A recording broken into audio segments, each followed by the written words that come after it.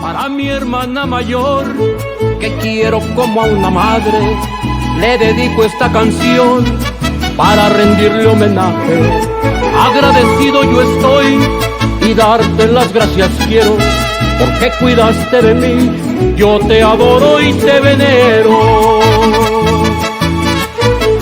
De nuestra madre tú fuiste su fuerte brazo derecho, cuidaste de tus hermanos con amor y con respeto. Recibe nuestro cariño, también nuestra admiración, y al poder llamarte madre se me alegra el corazón.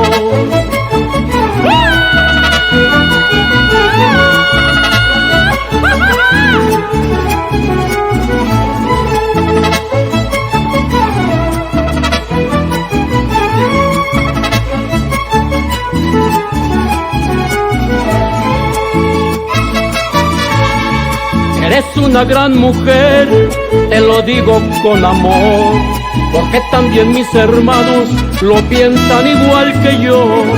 Siempre estuviste pendiente, cuidando de tus hermanos, nos diste buenos ejemplos, nos llevaste de la mano.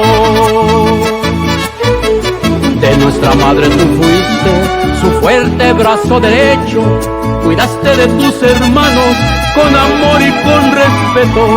Recibe nuestro cariño, también nuestra admiración, y al poder llamarte madre se me alegra el corazón.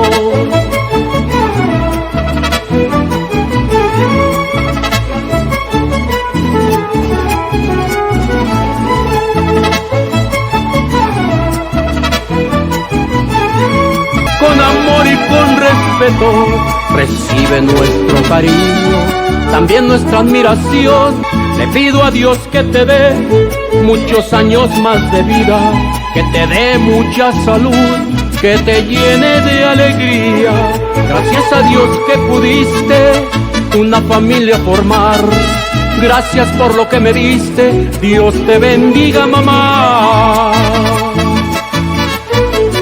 De nuestra madre tú fuiste su fuerte brazo derecho, cuidaste de tus hermanos con amor y con respeto.